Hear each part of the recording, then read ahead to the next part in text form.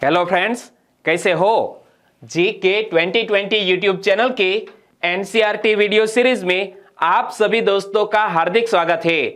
आज का सब्जेक्ट है हिस्ट्री और हिस्ट्री में एक नए टॉपिक को आज हमने कवर किया है। ऐसा एवरग्रीन टॉपिक जो अक्सर एग्जामिनेशन में हाईलाइट होता है।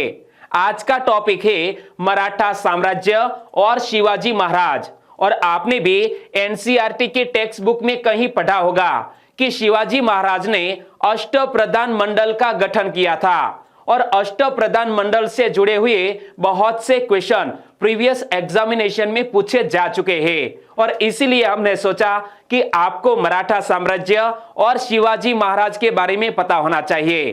तो आज का यह बहुत अच्छे तरीके से दोस्तों फिल्माया गया यह वीडियो आप लास्ट तक देखें। लास्ट में कमेंट सेक्शन में जरूर बताना कि यह वीडियो आपको कैसा लगा। चलिए बिना वक्त गवाए हम स्टार्ट करते हैं। तो कल हमने भक्ति आंदोलन के बारे में पढ़ा था। चलिए भक्ति आंदोलन के बारे में थोड़ा सा हम रिवीजन कर ले। तो भक्ति आंदोलन के बारे में कल हमने क्या पढ़ा था कि आदि शंकराचार्य, उनका जीवन काल है 788 से लेकर 820 तक।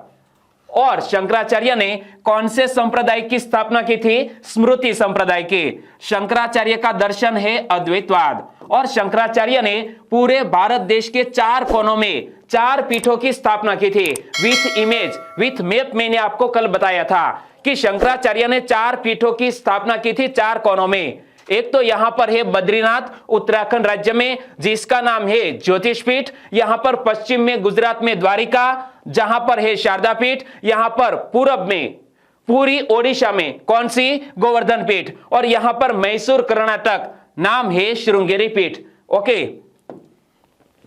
और उनके बाद हमने भक्ति आंदोलन के एक और महान संत रामानुजाचार्य की बात की थी। उनका जीवन काल है 1017 से लेकर 1137 तक। और रामानुजाचार्य का दर्शन है विशिष्टाद्वैत। क्या? विशिष्टाद्वैत। और रामानुजाचार्य ने कौन से संप्रदाय की स्थापना की थी? श्री संप्रदाय की। और निम्बार्काचार्य, इमेज आप देख सकते हैं, निम्बार्काचार्य का दर्शन है द्वैताद्वैतवाद। और कल मैंने आपको बताया था कि इसी तरह कुछ यहां पैटर्न बनती है कि निम्बार्काचार्य ने कौन सा दर्शन दिया है? द्वैताद्वैतवाद। और निम्बार्काचार्य ने कौन से संप्रदाय की स्थापना की? सनक संप्रदाय की स्थापना की। उनके बाद माधवाचार्य की हमने बात की थी। माधवाचार्य का दर्शन है द्वैतवाद। और माधवाचार्य ने कौन से संप्रदाय की स्थापना की थी? ब्रह्म अथवा स्वतंत्रवाद की स्थापना की थी। वल्लभाचार्य, उनका जीवन काल है 1479 से लेकर 1531 तक। और पुष्टि मार्ग का प्रचार किया था वल्लभाचार्य जी ने।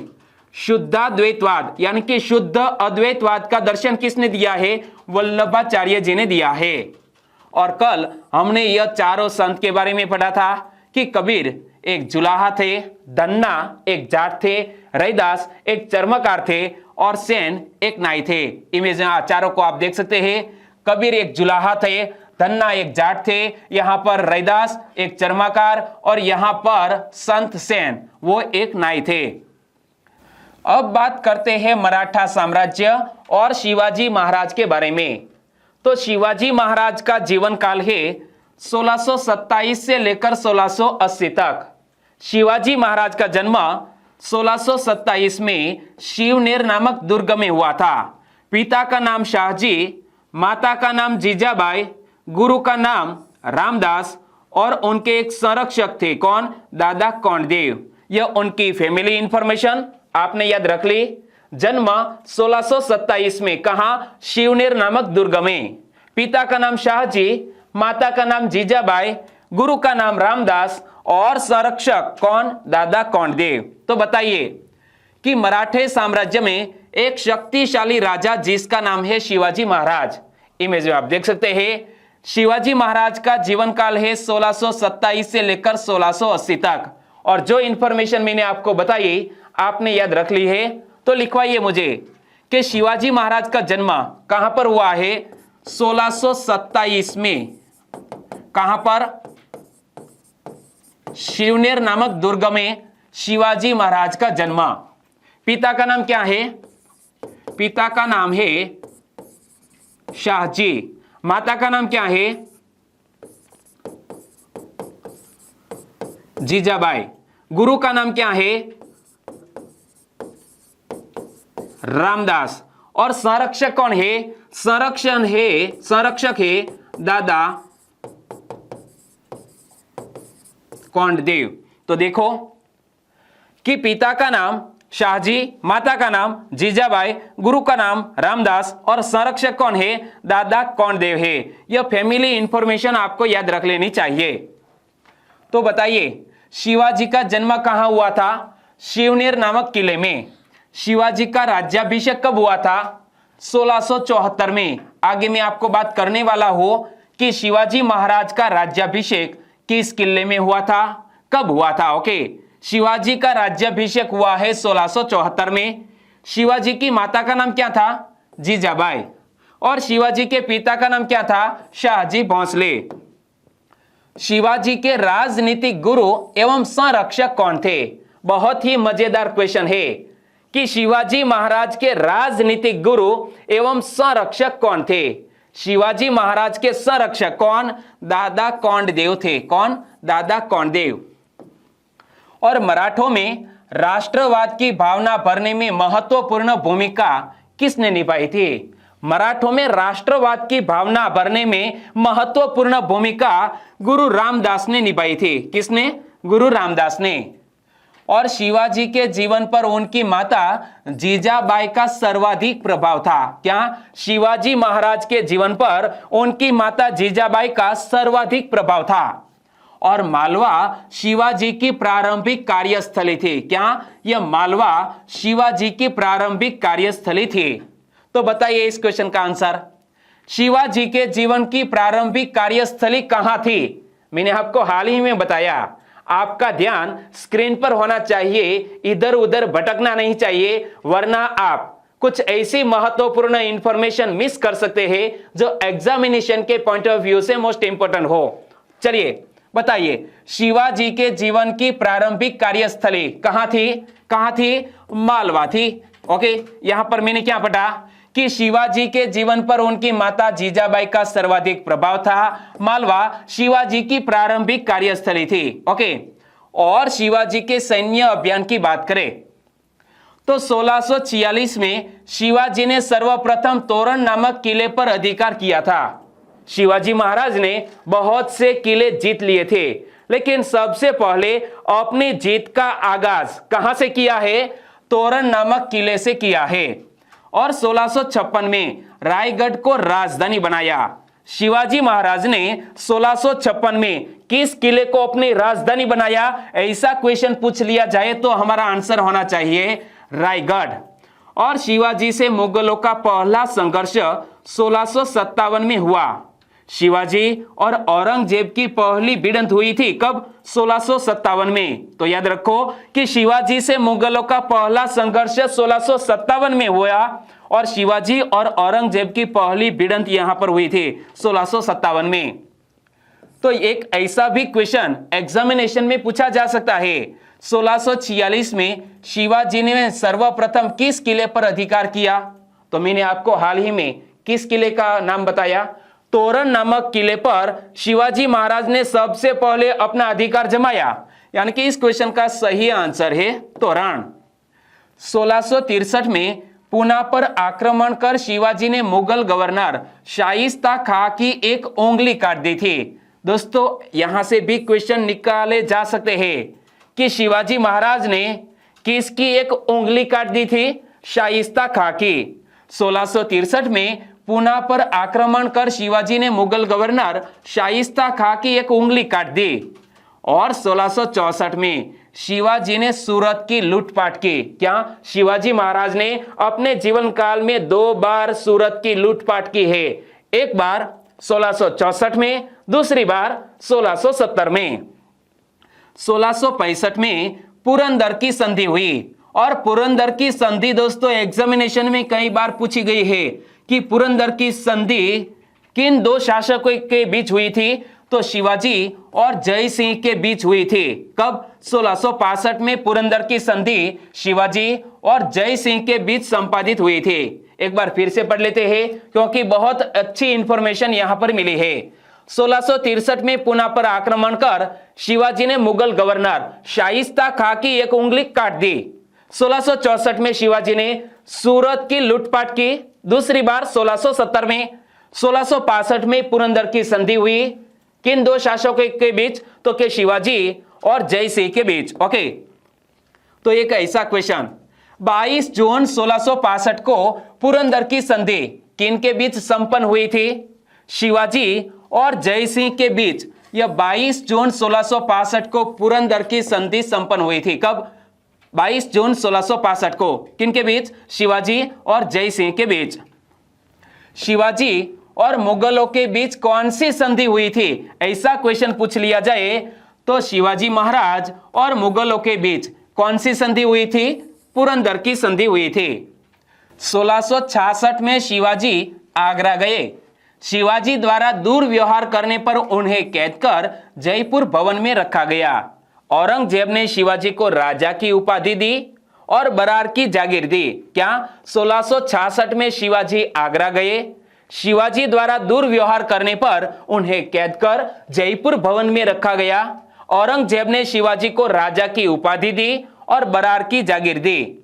शिवाजी औरंगजेब के आगरा दरबार में कब उपस्थित हुए थे? दोस्तों यहां वर्ष पूछा गया है कि शिवाजी महाराज औरंगजेब के आगरा दरबार में कब उपस्थित हुए थे। इमेज में आप देख सकते हैं, शिवाजी महाराज औरंगजेब के आगरा दरबार में कब? 1666 में उपस्थित हुए थे।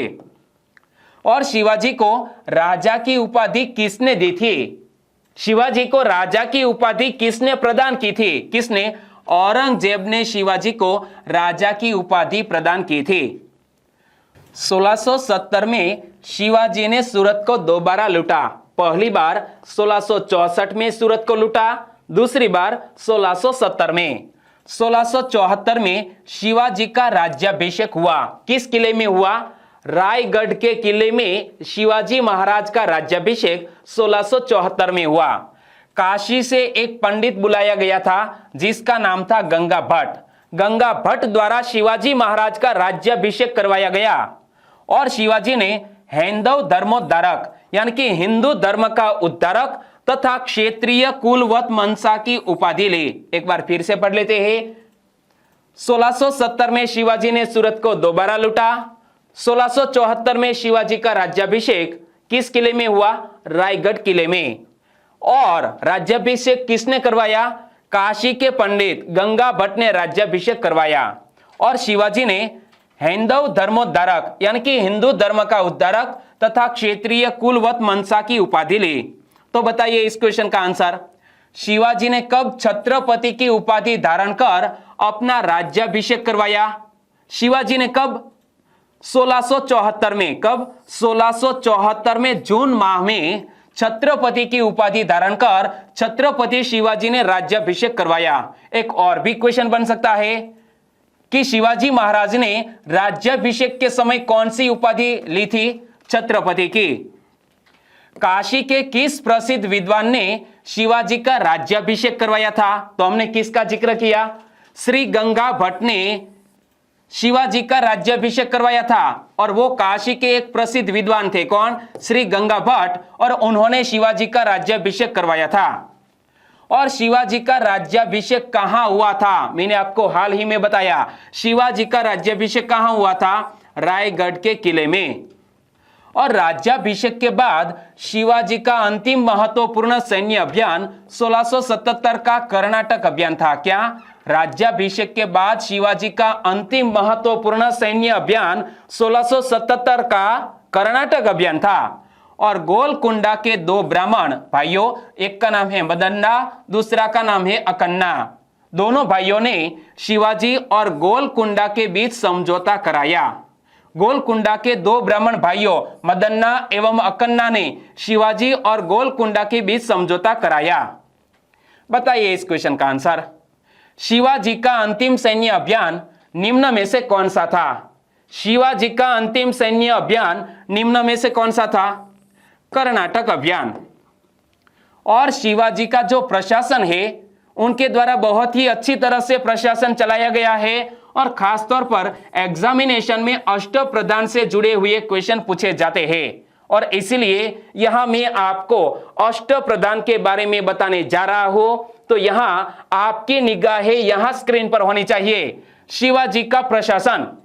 शिवाजी का प्रशासन मूलतः दक्षिणी व्यवस्थाओं पर आधारित था, परंतु इसमें कुछ मुगल तत्व भी शामिल थे। क्या? शिवाजी का जो प्रशासन था मूलतः दक्षिण व्यवस्था पर आधारित था, परंतु इसका कुछ मूल तत्व मुगल तत्व भी शामिल है। यानी कि अपने शासन में उन्होंने दक्षिणी व्यवस्था का आधार लिया है और साथ साथ मुगल तत्व भी शामिल किए हैं। और संपूर्ण साम्राज्य प्रांतों या तरफों में विभाजित था और तरफ परगनों में विभाजित होता था। परगना गांव या मौजा में विभाजित होता था। तो यहां वर्तमान में हमारी जो दोस्तों व्यवस्था है, एक बड़ा क्षेत्र, इसे हम राज्य कहते हैं। राज्य में दोस्तों जिले होते हैं, जिले में तहसील और तहसील में भी छोटे छोटे गांव। तो इसी प्रकार की व्यवस्था शिवाजी महाराज के प्रशासन में थी। क्या? संपूर्ण साम्राज्य प्रांतों या तरफों में विभाजित था और तरफ परगनों में विभाजित था और परगना गांव या मौजा में विभाजित था। और केंद्र में 8 मंत्रियों की परिषद थी जिसे अष्टप्रधान कहते थे। इनकी स्थिति सचिवों की तरह थी। क्या? सचिवों की तरह यह अष्टप्रधानों की स्थिति थी। यहां से क्वेश्चन पूछा जा सकता है कि किसके शासनकाल में अष्टप्रधान मंत्रिमंडल था? शिवाजी महाराज के शासनकाल में, और उनकी स्थिति सचिवों की तरह थी। तो यहां अष्टप्रधान में निम्नलिखित मंत्री शामिल है। 8 के नाम आपको याद रख लेने हैं और यह मंत्री कौन से कार्य से जुड़ा हुआ है वो भी आपको याद रख लेना है। तो अष्टप्रधान में एक प्रधान है पेशवा, यह मुख्यमंत्री होता था। क्या? पेशवा मुख्यमंत्री होता था और संपूर्ण प्रशासन का पर्यवेक्षण और निरीक्षण करता था पेशवा। तो यहां अष्टप्रधान में सबसे महत्वपूर्ण पद है पेशवा का। उनका कार्य क्या होता था? यह मुख्यमंत्री होता था और संपूर्ण प्रशासन का पर्यवेक्षण और निरीक्षण करता था। कौन? पेशवा। दूसरे मंत्री का नाम है अमात्य या मजूमदार। अमात्य या मजूमदार वो एक वित्त मंत्री था। क्या? वित्त मंत्री था, जिसका नाम है अमात्य या मजूमदार। और तीसरे मंत्री का नाम है वाकनयानविस। क्या? वाकनयानविस। यह दरबारी कार्यों का रिकॉर्ड रखता था। दोस्तों यहां से क्वेश्चन पूछा जा सकता है कि शिवाजी महाराज के अष्टप्रधान मंडल में दरबारी कार्यों का रिकॉर्ड कौन रखता था? और यहां 4 ऑप्शन दिए गए हैं, पेशवा, अमात्य, वाकयानविस या सुरुनविस। तो कौन सा आंसर आएगा? वाकयानविस, जिसका कार्य क्या होता था? दरबारी कार्यों का रिकॉर्ड रखना। और चौथे मंत्री का नाम है सचिव या सुरुनविस। यह पत्राचार विभागों की देखरेख करता था। क्या? यह सचिव या सुरुनविस पत्राचार विभागों की देखरेख करता था। एक बार फिर से पढ़ लेते हैं, बाद में हम एनालिसिस करते हैं कि हम कितना याद रख सकते हैं। ओके।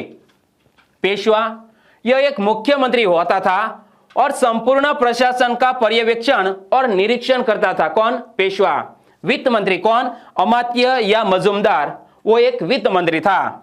वाकयानविस यह दरबारी कार्यों का रिकॉर्ड रखता था। क्या? दरबारी कार्यों का रिकॉर्ड रखता था। नाम थोड़ा डिफिकल्ट है, वाकयानविस। और सुरनविस या सचिव, जिसका कार्य क्या होता था?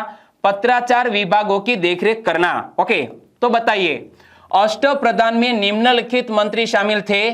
इनमें किस मंत्री का कार्य मुख्यमंत्री का होता था और संपूर्ण प्रशासन का पर्यवेक्षण और निरीक्षण करता था? कौन? आपने नाम याद रख लिया है, लिखवाइए। क्या? पेशवा। Very nice. अमात्य या मजूमदार, यह क्या होता था? वित्त मंत्री। वेरी नाइस, वित्त मंत्री। और यह दरबारी कार्यों का रिकॉर्ड रखता था। मैंने बोला था कि यह नाम थोड़ा डिफिकल्ट है, याद आ गया। वाकयानविस। क्या?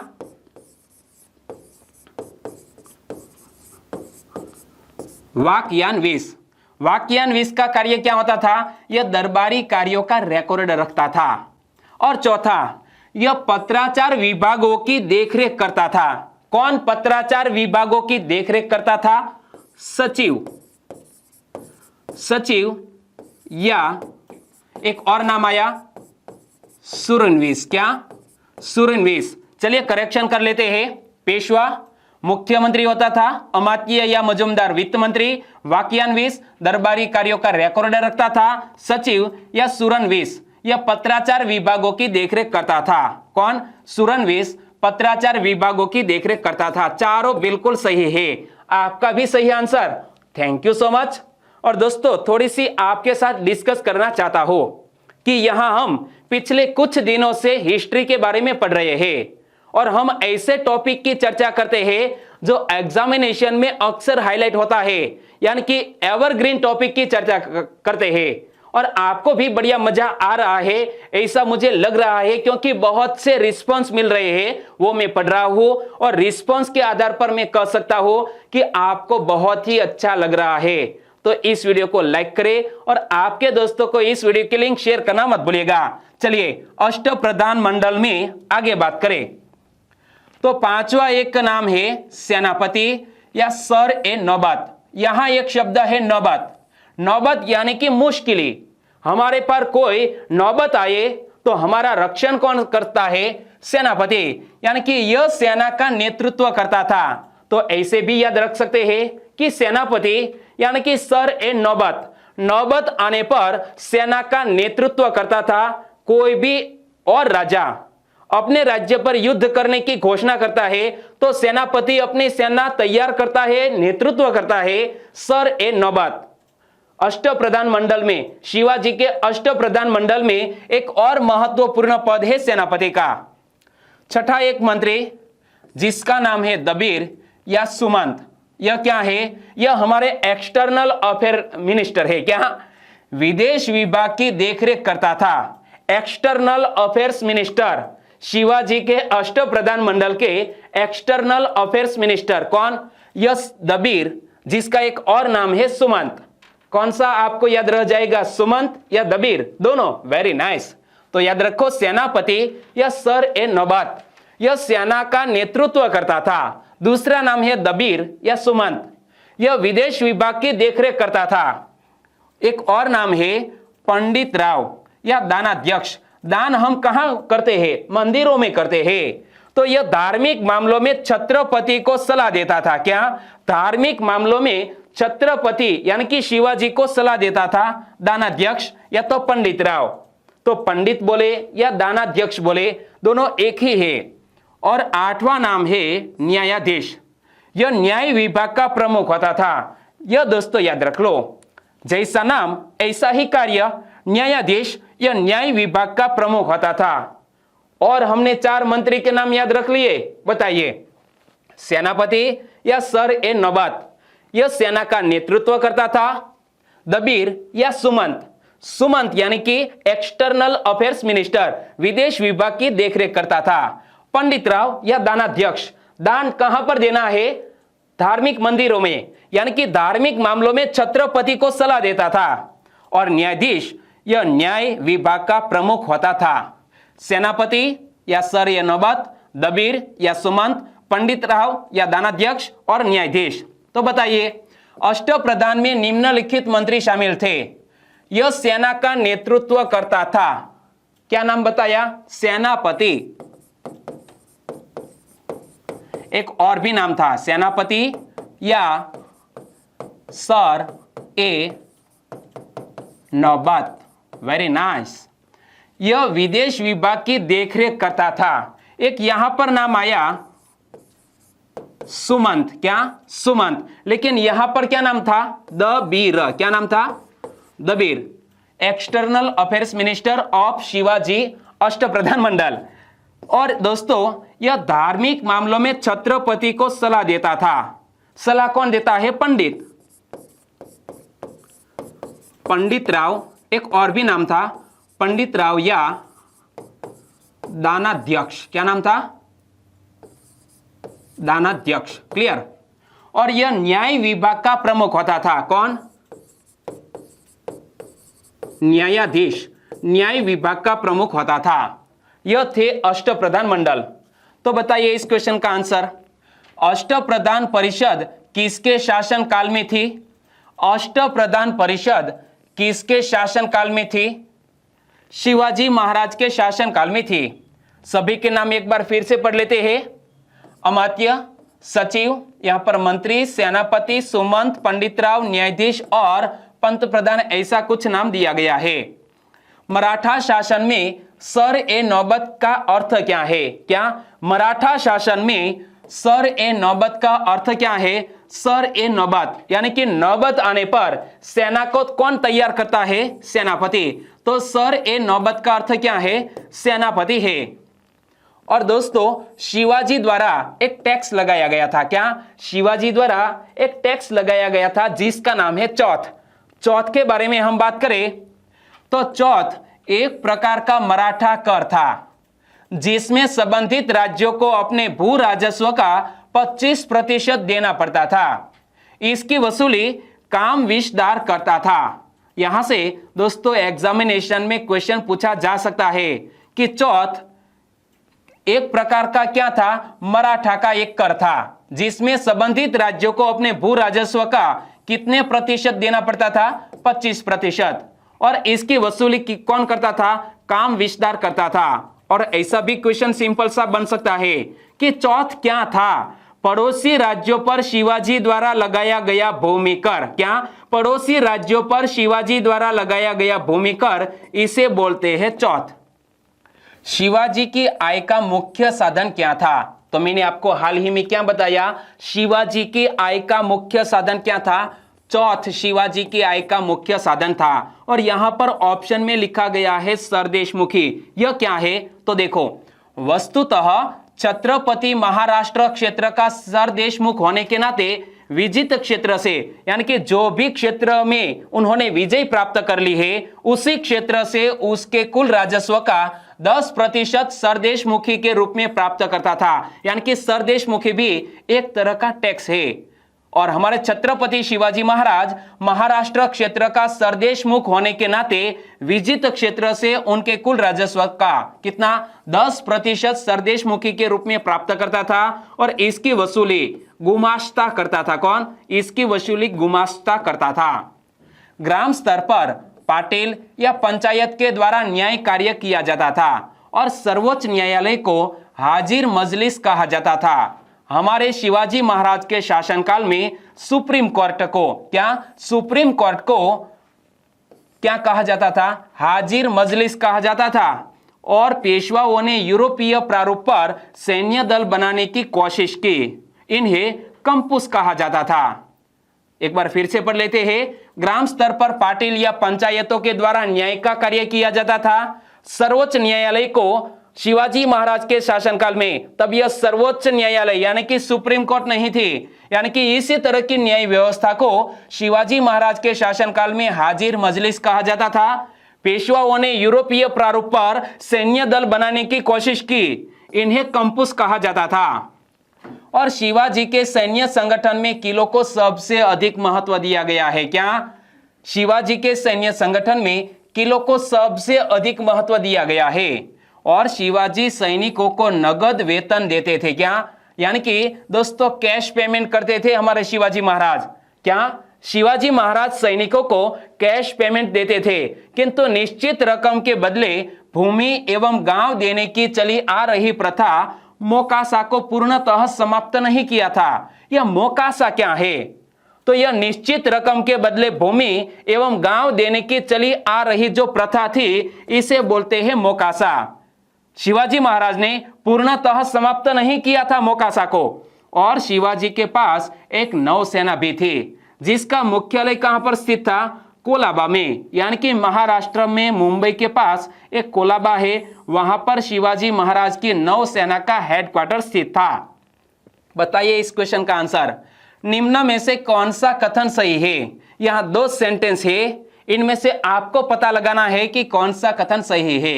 सिंपल सा क्वेश्चन है कि शिवाजी के पास एक नौसेना थी, बिल्कुल सही बात। और नौसेना का मुख्यालय कोलाबा में स्थित था, यानी कि दोनों सेंटेंस बिल्कुल सही है। तो हमारा आंसर बन जाता है 1 और 2, दोनों सेंटेंस बिल्कुल सही। और शिवाजी की मृत्यु के बाद दक्षिण भारत में जो हुआ उनकी बात करें। 1689 में औरंगजेब के अधिकारी मुकर्रब खान ने संगमेश्वर पर छापा मारकर संभाजी को गिरफ्तार कर लिया। शाहू एवं उसकी मां भी गिरफ्तार हो गए। क्या 1689 में औरंगजेब के अधिकारी मुकर्रब खान ने संगमेश्वर पर छापा मारकर संभाजी को गिरफ्तार कर लिया और शाहू एवं उसकी मां को भी गिरफ्तार कर लिया गया। औरंगजेब ने संभाजी को मौत के घाट उतार दिया और संभाजी के मृत्यु के बाद उसके छोटे भाई राजा राम ने मराठों का नेतृत्व किया और जुल्फिकार खान ने जिंजी पर छापा मारा तो राजा राम फरार हो गया और 1700 में राजा राम की मृत्यु के बाद उसकी पत्नी ताराबाई ने कमान संभाली और अपने पुत्र शिवाजी द्वितीय को छत्रपति घोषित किया। दोस्तों यहां से क्वेश्चन निकल सकता है कि जुल्फिकार खान ने जिंजी पर छापा मारा तो राजा राम फरार हो गया। 1700 में राजा राम की मृत्यु के बाद उसकी पत्नी का नाम क्या है? ताराबाई। ताराबाई ने कमान संभाली और अपने पुत्र शिवाजी द्वितीय को छत्रपति घोषित किया। बताइए इस क्वेश्चन का आंसर। मराठा साम्राज्य की सबसे बहादुर महिला कौन थी? मराठा साम्राज्य की सबसे बहादुर महिला का नाम क्या बताया मैंने आपको? ताराबाई। और अब दोस्तों हम लास्ट में मराठा साम्राज्य और शिवाजी से जुड़े हुए कुछ वन लाइनर क्वेश्चन की भी बात कर ले। किस मराठा राज्य ने सबसे अंत में अंग्रेजों की सहायक संधि स्वीकार की? तो होलकर। किसने? होलकर नामक मराठा राज्य ने सबसे अंत में अंग्रेजों की सहायक संधि स्वीकार की। किस मुगल सूबेदार ने दक्षिण में शिवाजी को पराजित किया था? राजा जयसिंह ने। किसे अंतिम महान पेशवा कहा जाता है? माधवराव को अंतिम महान पेशवा कहा जाता है। और गुरिल्ला युद्ध का पथ प्रदर्शक कौन था? गुरिल्ला युद्ध का पथ प्रदर्शक हमारे शिवाजी महाराज थे।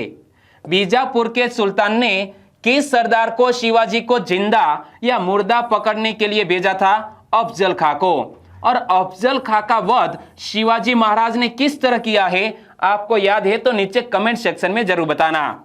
समर्थ गुरु रामदास कौन थे? शिवाजी के आध्यात्मिक गुरु थे। क्या? समर्थ गुरु रामदास कौन थे? शिवाजी के आध्यात्मिक गुरु। और शिवाजी के प्रशासन में पेशवा किसे कहा जाता था? तो हमने अष्ट प्रधान मंडल के बारे में पढ़ा। पेशवा किसे कहा जाता था?